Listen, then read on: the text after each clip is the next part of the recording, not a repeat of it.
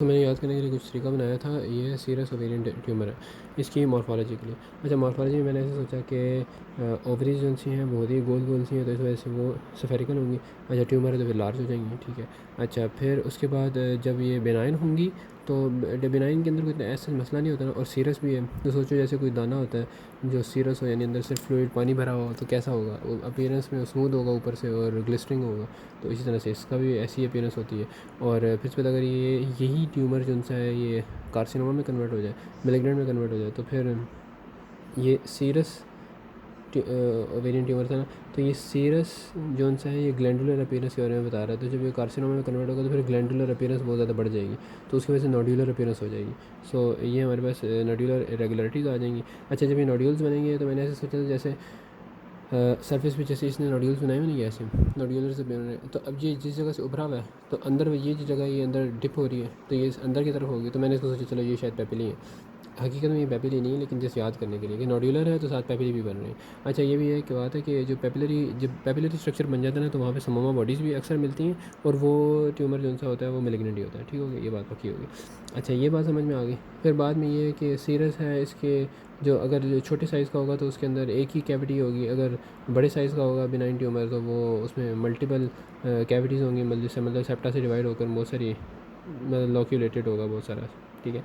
अच्छा, फिर इसके बाद जाते हैं हिस्टोलॉजिक एग्जामिनेशन के अंदर। तो उसके अंदर कॉलमनर एपिथेलियम ही वही एपिथेलियम है जो कि फिम्ब्रिया से आई थी, और फिर ये सिंगल लाइन है। फिर उसके बाद हाई ग्रेड कार्सिनोमा में जाएंगे तो वहाँ पर एटिपिकल होगा पेपिलरी फॉर्मेशन, वही समोमा बॉडीज़, वही कॉम्प्लेक्स मल्टीलेयर्ड पेपिलरी स्ट्रक्चर होगा।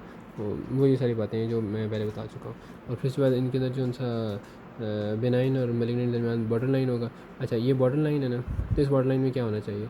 इस बॉर्डर लाइन के अंदर ऐसा होना चाहिए कि ये इन्वेसिव नहीं होगा, लेकिन इसके अंदर साइटोलॉजिकल चेंजेस आ चुकी होंगी। लेस साइटोलॉजिकल टाइपिया मौजूद है, स्ट्रोमल इन्वेजन कोई नहीं है। ठीक है। और स्ट्रोमल इन्वेजन नहीं है, लेकिन सीडिंग ऑफ द पेरिटोनियम है।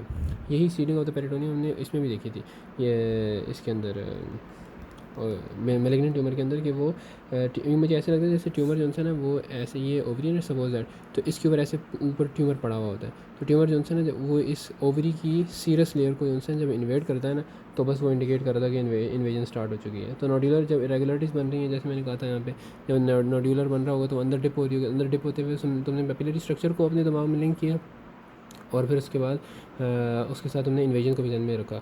तो इस तरह से मेरे ध्यान में ये दो बातें इकट्ठी आ गई, और मैंने उसको यहाँ पे भी लिंक कर लिया कि ये पेरिटोनियम के ऊपर जाएगा लेकिन इन्वेसिव नहीं होगा, जबकि मेलिग्नेंट जो सा होगा वो हमारे पास अगर पेरिटोनियम वाले एरिया में जाता है, पेरिटोनियल कैविटी जैसे कि ओवरीज का सिरोजा है, तो वो इन्वेसिव हो गया। और ये फिर जब इन्वेसिव हो जाएगा तो रीनल लिम्फ नोड में चला जाएगा, ब्लड के जरिए मेटास्टेसिस की कमी होती है। उसको मैंने ऐसे ध्यान में सोचा था कि जैसे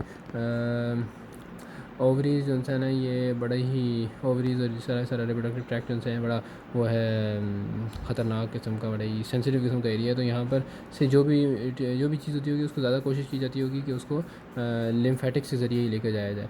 तो फिलहाल ओवरीज जो हैं वो बहुत ज़्यादा सेंसिटिव एरिया है, क्योंकि यहाँ पर जर्म सेल्स मौजूद होते हैं। तो फिलहाल के लिए मैंने इसको निमोनिक के तौर पे अभी सीरियस ट्यूमर, मतलब सीरियस किस्म का ट्यूमर है, तो ये सिर्फ से लिम्फेटिक्स के ज़रिए ही ट्रैवल करेगा, ब्लड के ज़रिए यहाँ से ट्रैवलिंग जो है वो फॉरेन पार्टिकल्स की या डेंजरस चीज़ों की नहीं की कराई जाती। तो बस इस तरह से दिन में इसको मैंने सारी मॉर्फोलॉजी को रख लिया।